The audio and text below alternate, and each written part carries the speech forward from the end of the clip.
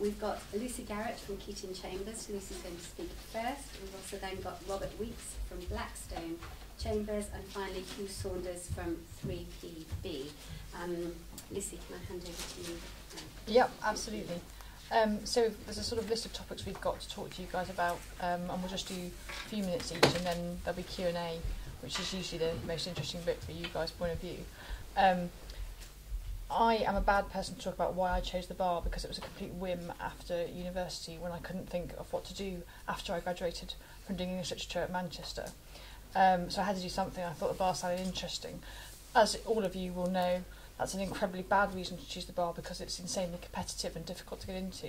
I didn't know that, so I just thought I'd give it a go. Why I chose the relevant area of practice, commercial law, the title of this talk is somewhat misleading, because commercial law isn't actually an area of law. All there is law that is specific to particular commercial industries.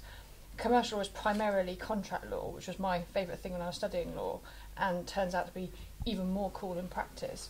So when I was taken on, I was at a more general common law chambers, but I wanted to do commercial stuff because it has what I think is the most interesting combination of really challenging, legally difficult, intellectually stimulating problems, plus industry-specific, interesting, technical and factual problems that you can get to be a true expert in. And what commercial lawyers are is both fantastic lawyers, obviously goes without saying, but are also specialists in their area.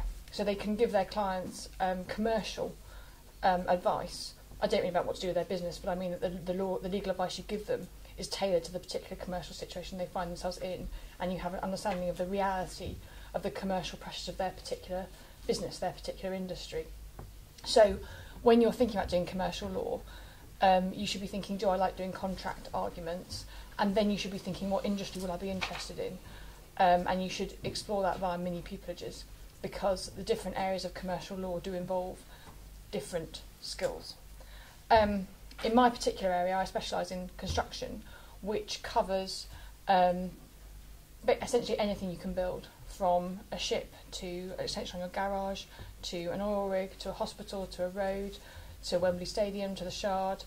And I do disputes about projects like that, internationally and in the UK.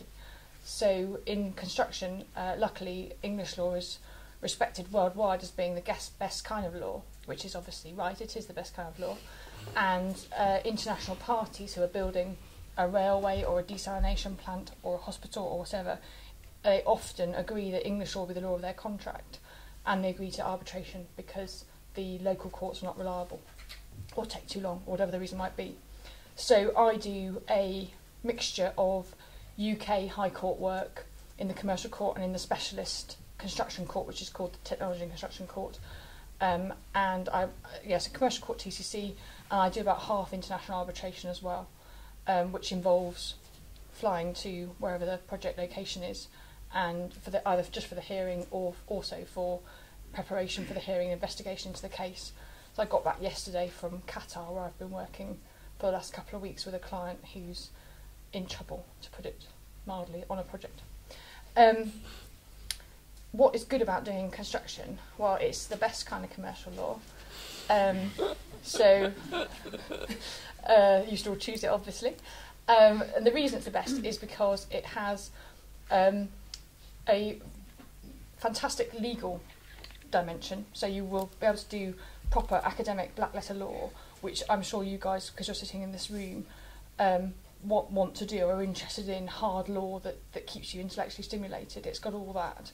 It's also got very, very interesting technical questions. You get to learn to be a little specialist engineer in a particular area. When you're learning about what went wrong with Wembley, for example, they teach you how to build Wembley. It's absolutely fascinating, and then you can bore your friends on the train as you go past these landmarks. You're eating in the Shard and saying, well, obviously, I built the Shard, really. It's very much my achievement. And the clients are hilarious, because they are builders and developers and construction professionals who are not really interested in hearing about the latest House of Lords case. They're interested in hearing whether they should be kicked off site or not. And you have to have a very direct, practical, focused, commercial way of applying the law, so that they don't just look at you and think, this person has no idea that I've got 1,000 tons of concrete which will set if I don't pour it today.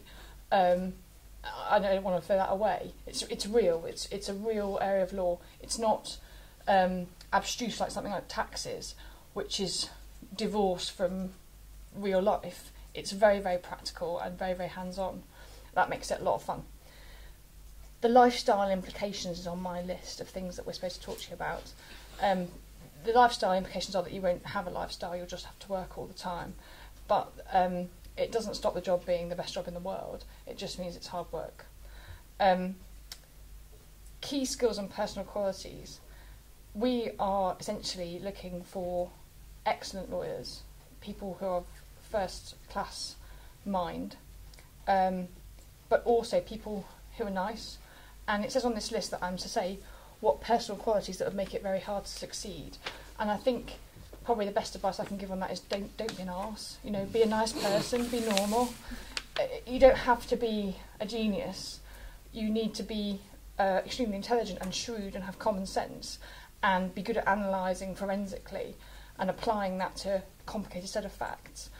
But you don't have to be Sherlock or anything. So I'll stop. Hand on to Robert. Hugh probably was going to say he does the best overall now. Well, I've done a bit of construction. No, I've done a bit of construction. Stealing our work. Well, maybe. So my name's Rob Weekes. I'm from Blackstone Chambers. I've been practising commercial law for probably about 9 years or so now. I started off doing a rather more general bag. I did a bit of employment. I did a bit of public law. And then I ended up doing commercial law exclusively, and in that I do a lot of fraud and I do a lot of arbitration, but you know, that covers quite a wide base.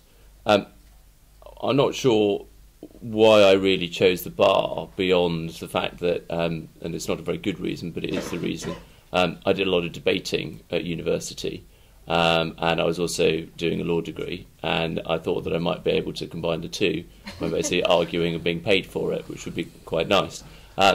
It is sort of like that in real life. I do get paid and I do have a lot of arguments with people. It's fair to say that there are a lot more documentary arguments than I used to have, and the perils of making things up on the spot are very grave indeed, as opposed to doing it in a debate. But that's why I chose the bar. That's why I'm here 10 years later.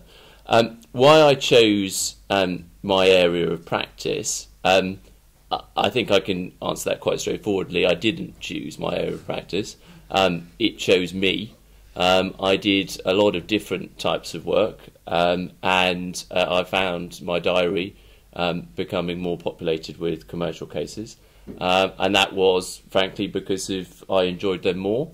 I had more of a rapport with the type of commercial client you get than, say, a client who is a local authority or perhaps an employer in an employment tribunal context. And so I ended up, and I don't think I'm unusual in this regard, I ended up sort of gravitating towards doing commercial work, but it wasn't wasn't very much of a conscious decision on my part. In terms of what types of cases that I do quite a broad range. It's probably more instructive just to say what I've been doing in the last sort of 2 or 3 weeks. I'm doing a dispute about a trial we won concerning a very big initial public offering which concerned mineral rights in Kazakhstan, and we're currently preparing to have a hearing about whether or not the trial which we won had been procured by fraud. We say no, the other side say yes, and that's the matter which the commercial court will have to determine in April.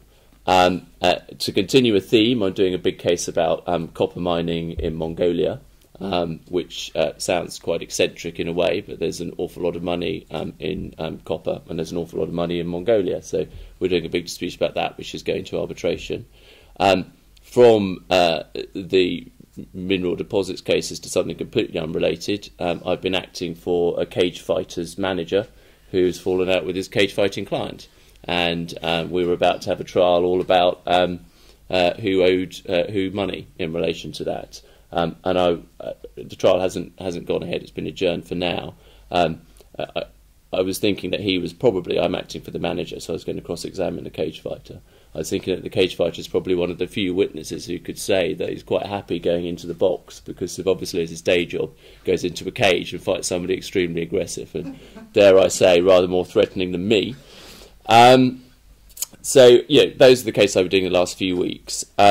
One of the things I think which is attractive about this job is that you do get to do quite a variety of different cases. And to continue Lucy's theme, I think that one of the really great things about it is that you get to become an expert in something which is quite arcane, something which you probably never really considered before, and you spend a lot of time developing this small pocket of technical knowledge in order to assist your client, and in many cases go to trial, and in some of those cases to go toe-to-toe with somebody who really is an expert in that area. And that's a huge intellectual challenge. It's also quite terrifying at times. And the brilliant thing about it is you can become an expert in this computer system, or for example, I did trespassing on Lucy's work. I did a 2-month arbitration in Mumbai all about how you build an oil refinery. And it is brilliant to be able to sit down with the people who do this, and that's their career. They build oil refineries, and work out, what you need to ask their expert, how you can trip up somebody who, at the end of the day, is really an expert in this, and you're only masquerading as one. And find out about something which you never would have crossed your mind before, and then as soon as you finish the case, can leave your mind and you go on to something else. And there's something really attractive about that. Another thing I find appealing about it is certainly in commercial work rather than a lot of other types of work, there's a lot of teamwork. Being at the bar in many areas is quite a solitary occupation.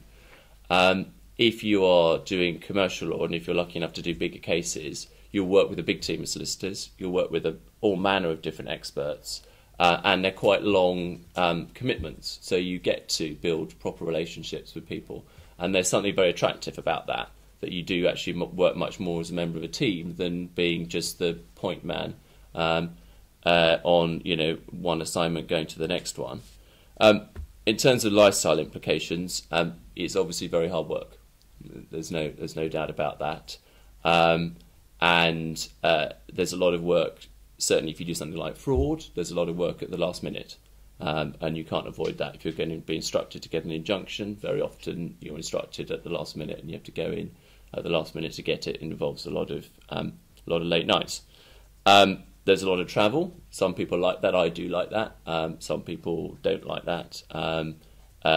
You certainly have to have a very understanding wife, and you certainly have to or husband, indeed, or husband, very understanding husband, and even more understanding children. In terms of personal qualities, to add to what Lucy said, I think that there's that phrase, isn't there, that if everybody, when all around you are losing their heads, I've now mangled the phrase, but what I meant to say is that if you can keep your head when all around are losing theirs, you've probably not understood the gravity of the situation. And that I think is probably true, but one of the important things I think about being at the commercial bar is that you have to, as best you can, maintain a level head, because there are a lot of situations which are quite stressful. There are a lot of situations in which everyone is depending on you. You go to court for an injunction. It's a high-pressure environment, and you probably haven't had as much time to prepare as you want. And the last thing that any client wants, or indeed the court, is for you to be in a flap. So I think if you can be level-headed, then, or at least if you can't be level-headed, give everyone else the impression that you are level-headed, then I would think that's probably a pretty useful personal quality to have. And then that's all I have to say. All right. I think between the two of you, you've probably covered everything I was going to say. My name's Hugh Saunders. I'm at 3PB, also known as 3 Paper Buildings, one and the same. I am also a construction barrister. So you're taking work off both of us. But because 3PB is not a dedicated specialist construction chambers like Keating is, I do much more general commercial work as well, and so my practice covers both things. And when Lucy says there's no such thing as commercial law, she's sort of right about that, in that I could be arguing about anything from a delivery of paper clips to, as I was in January, whether or not a meeting of the Royal Pigeon Racing Association went off correctly. So, and that is all commercial law, because it's all about businesses and it's all about contracts. And I'll tell you a little bit about my background and how I got into construction. Same as you, construction rather chose me. I did my bar exams in 2006. I didn't get pupillage, and I went off to become a solicitor, because in those days you could do that relatively easily. And because I was a barrister, my firm thought I was a bit academic and intellectual, so they packed me off to the construction department, because that's where all the big contracts live.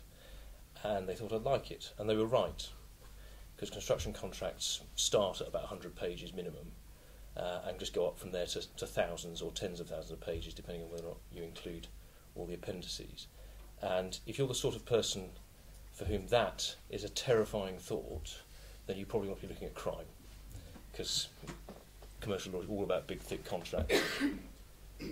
So I did construction law as a pure specialist as a solicitor for 7 years, and then I crossed back to the bar last year. And I've never looked back from coming back over to the bar. I deal with all same sorts of cases as Lucy deals with, obviously. If you can build it wrong, and that means that you'll be talking to a barrister at some point, which is great.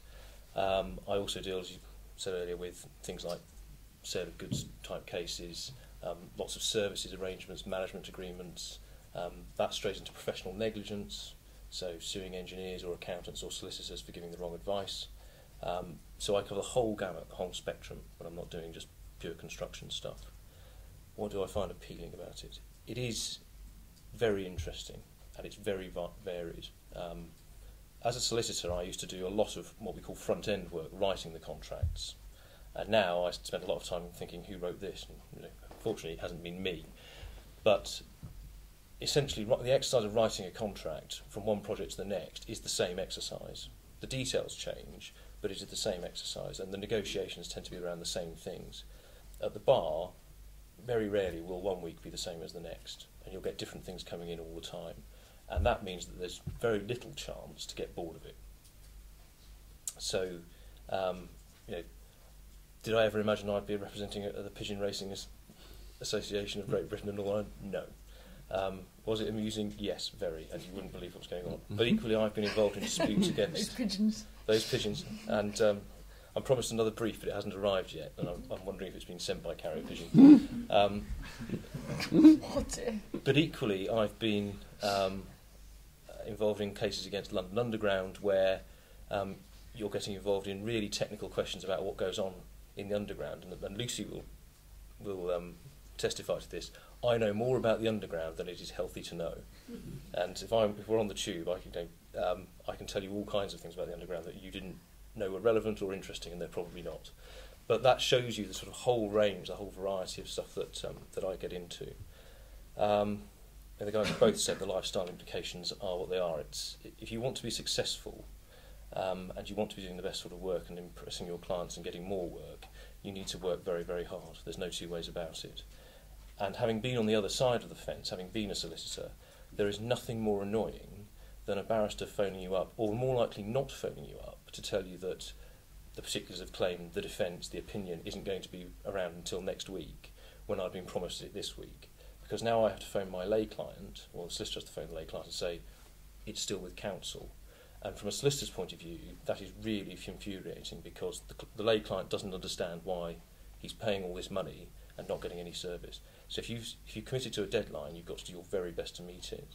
And that means, if what you want to do is go to the cinema every Wednesday evening with your girlfriend, boyfriend, this is not the job for you. I'm going to be working tomorrow. Most weeks I'll work 6 days a week. The upside of that is you can take August off. So there are swings and roundabouts to it, but you've got to be prepared to work very, very hard. There's no two ways about it. And if you go to one of the top solicitors' firms, it'll be the same. So it's not a huge difference. But where there is a difference is there's no one to delegate to. I can't give the work to a trainee. I can't pass it to a colleague. It's on your desk, and you've got to be doing the work yourself. So the buck stops with you. If you can't be comfortable with that, then you can't do the job. Key skills and personal qualities. Resignation to the fact that the buck stops with you is a good one. Robert's absolutely right. You've got to give the impression of being calm, even if you're not. Nobody wants you bouncing off the walls before a hearing, going, "Oh my God, it's terrible." That's not what you're being paid to do. It may be terrible, but you've got to give the impression you're going to go in and fight for your client and that you're on top of it. Ideally, you should be on top of it, but sometimes it comes at the last minute and you're just going to have to do the best you can. So that's a very important personal quality. You've got to be willing to do all the reading, do the hard work. You can't cut corners. You'll get caught out.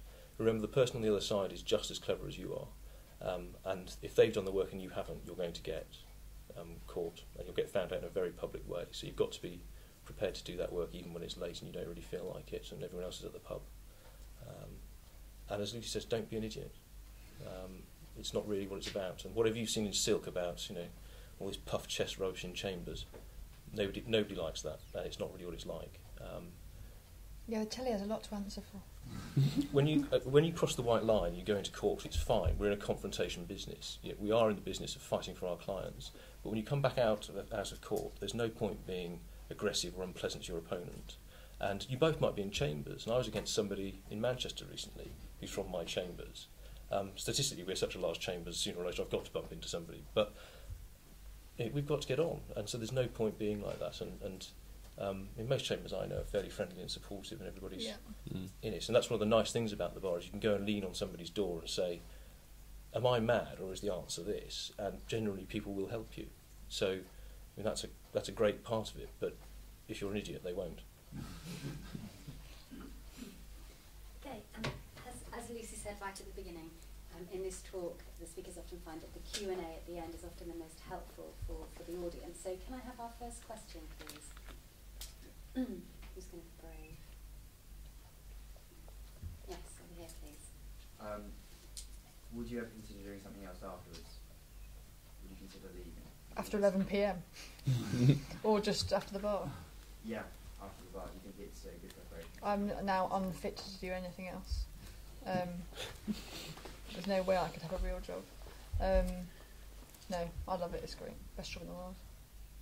Guys, it's really hard to get there, and you have to get a lot of debt, and it's competitive and awful, but it is the best job in the world. It's marvellous. It's so much fun.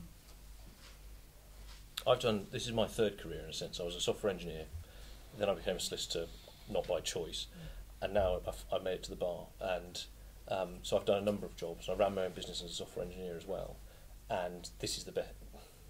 It sounds terrible. This is the best job in the world. I never wake up in the morning thinking, "Oh God, I've got to go to work." I might think, "Oh God, I've got to go in front of that terrible judge," but that's not quite the same thing. Whereas as a solicitor, easily twice a week I'd think, "I can't be bothered, I don't want to go in," because I didn't like the work as much. So I can't see myself wanting to do anything else. On that note, can I interrupt and ask, because you worked in construction or in both the solicitor's profession and this one, so for some of us it might be difficult to understand how, you just said the work is so different. Can you explain how it's so different? Sure. If you're on the front end doing the negotiations, that is obviously different to the role of a barrister, because a barrister very rarely gets involved in commercial negotiations at the start of a project. We're frequently involved in negotiating settlements, but that's a different dynamic. If you're a litigation solicitor, especially at the junior end of being a litigation solicitor, you do not really get involved in the grand strategic decisions about the case. You don't get involved in, should we make an application for security for costs, should we be applying for certain types of disclosure. At the large firms, you are frequently going to be the third assistant photocopying monkey. And if you've spent a lot of time doing your law degree and your LPC and all the rest of it, that is probably not what you had as a vision of your legal career. Now, as you get more senior, you will get more involved in the interesting parts of it, and you'll get more into that. But at the start, it's very different. It's very much doing the scut work. As a barrister, even as a junior barrister, even doing small cases, often you are responsible for running all of it. It's your decisions as to whether you are advising as to whether or not certain things should be done, certain bits of evidence should be in. You might be structuring the witness statements, and that is intellectually very demanding and very interesting and very practical. I mean, I think something we talk about giving practical commercial advice. Ironically, although you have to be intellectually very bright at the bar, you also have to be ruthlessly practical. what is the way out of this? Do we make an application? Do I give advice, or do we just let this go? And lots of solicitors can't tell the wood from the trees with that. They just like to write really screamy letters to each other. But as a barrister, it's your job to be above that. So principally, it's different in terms of how involved you are and how much is asked of you. And it's Rob's point about the buck stopping with you. A sort of a key quality is essentially being the person who wants to tell everybody else what to do. And as long as you're happy to take the consequences of being the person who made the decisions and gave the advice, then you're suited to the bar. If you don't want to be responsible for the whole case going totally wrong, then you need to go somewhere else. And as Hugh says, it's from the word go. You start off on smaller cases. There'll still be your case, and you'll be the person standing up at the sharp end, arguing with District Judge Nitwit about the contract. Or Don't worse, tweet Deputy that. District Judge Yeah. who doesn't want to make a decision. Yeah. Yeah, that's good. That a lot came from your question. Thank you. Okay, any other questions? Because we have got 5 minutes. We've got time for a few more. Yes, over here. Yeah, to pick up on that point actually about being thrown in at the deep end from day one on your own cases. I've seen profiles and spoken to barristers at certain commercial chambers where they've done their first 2, 3, 4 years mostly in lead work. Yeah. What are the advantages and disadvantages of doing that? And do you think that's mostly their choice or a function of the chambers in which they practice? It's probably the chambers. It's certainly true that the more commercial the work you do, the less often you're in court. We try very, very hard to get our junior tenants into court, and I think you guys are the same. We do, yeah. Blackstone. And not all chambers have the same approach. I know, for example, Fountain Court has an actual policy the other way. Even in the second six, they don't send the pupils to court. Personally, I think that's madness, because what are you? You're an advocate, and it's a very hard advocacy, and to get better at it, you have to practice it. Ideally, on the job. Poor old clients. But in Keating, we think it's essential that our juniors get proper on the ground advocacy experience. In Hugh's chamber, it's a bit more general, isn't it? So your guys get loads. It's much better. We're a general common law chambers, a vanishing breed, and so it's relatively easy for us to get our pupils on their feet because we've got a steady diet of PI work, employment stuff, that sort of thing that is available for juniors to go and do, and that's very important because, joking aside, you can't be a paper barrister at paper buildings. We're not. That's the second awful joke. We're not. I think we find it's a persuasive submission. Compelling. We're not a chambers where we get involved where we have multiple civil silks who get involved in massive cases and it's all done on paper. We've got to have people who can get in there, do applications, be persuasive, do trials, and that's part and parcel, as Lucy says, of the job. So it's a bit easier for us. Ideally, you would get a bit of a mix. I've been lucky enough to be led this year, but most of the time I'm on my feet by myself, and you learn. These guys are really lucky; they have some great silks in their chambers, and the stuff you can learn from really good people who've been doing it for 20 years is priceless. And I did a CMC with a silk last couple of weeks ago, and on no notice she was able to just sit there and be very, very persuasive, and I thought, well, that is a very impressive display. But on the other hand, you learn by doing, and so when you're out there doing it by yourself, you get a lot from it. I've come on leaps and bounds just in a year back at the bar, and that's by doing it. I agree. I think you ideally want a mix, but I would suggest that the people you need to really ask that question to are when you're being interviewed, because it is very important. And I think it's right that some chambers have much less advocacy work available than others, and the nature of commercial work is that very often, particularly if you're dealing with a case with big numbers involved, that there's simply a cost benefit, which will mean that they will be looking to instruct senior juniors or silks perhaps at every opportunity, and some chambers have the opportunity, like Hugh was saying, and to an extent we do as well, and doubtless Lucy's chambers, where there is different work which can be done by very junior people, which gets you on your feet and gets you the chance to cut your teeth without the sort of telephone number figures, which mean that, you know, with the best in the world, they're unlikely to want you to be speaking to the court. Sorry, I was getting really into my tweet then. Another question, please. Great. I think that will be our last question because it's nearly time. So, yes, it's fine. No one else put their hand up. Sorry. How do you do it marketing yourselves? Because I've often heard people say, as a barrister, you're a one-man business or one-woman business, and you're your own PR department. Do you have to go to solicitors' drinks quite often? Do you have to, you know, be... People take different approaches. I personally think that the more marketing you do, both in terms of just socialising type marketing and also in terms of doing seminars and speaking at conferences and that kind of thing, and writing articles,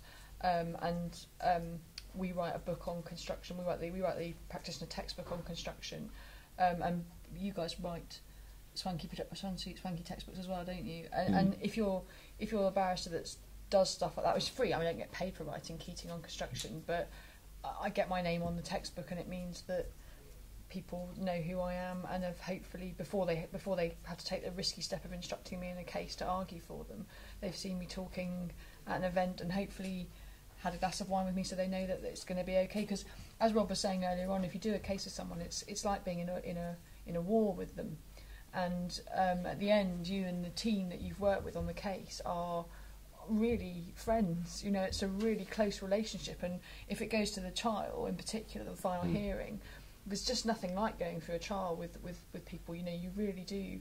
You know them, and you know what they're like, and people who hire you for a case know that they're going to have to be working with you, hopefully not too much, but sometimes at 2 o'clock in the morning, and you need to be the kind of person that they can get on with. So I think the more you put in, the more you get out. You do have to get involved in it, and if I put my solicitor hat back on for a minute, when you're making decisions about briefing counsel, you're asking a number of questions, and you assume obviously they're going to know the law because that's the very minimum that you're paying for. But if I issue a claim form on Monday, arguably we might not be in court for 18 months, 2 years for trial. So whoever you're going to select as counsel, you are probably going to have to live with for 2 years. So if you're thinking, well, she's very clever, but they're an idiot, you may not brief them. Or you might really like them, but you might think they're somebody who's going to wind up your client, and you're making a number of decisions. So any exposure you can get to your solicitors so that they have an understanding of you, and they might think you're right for some cases and not right for others, is helpful. And it's there are lots of barristers in my chamber, certainly, who take the view that the world hasn't yet moved on and the clerks are going out and getting the work for them. Good luck to them, but I think a modern 21st century barrister has to be prepared to go out and do all the things that Lucy's talking about in terms of marketing. I agree. I mean, but I think one shouldn't underestimate. It's not like you start off in chambers and then people are expecting you to be announcing yourself to the world. I mean, there's a huge advantage if you're joining a big chambers with a track record in whatever field of commercial law it is. Their brand, should carry you. Only so far, and you've got to get involved. But certainly, you'd hope that you're not sitting there drumming your fingers on the table, saying, I'm here, because if the chambers put a lot of money and thought and time into marketing everyone, and not just the leading lights. Thank you for that question on marketing. I think that was a really, really good question to ask. Let's end it there. I think if I were in your shoes, I'd be taking 2 things away from this. One is that it's really, really hard work, and don't be an idiot, because that was hard time.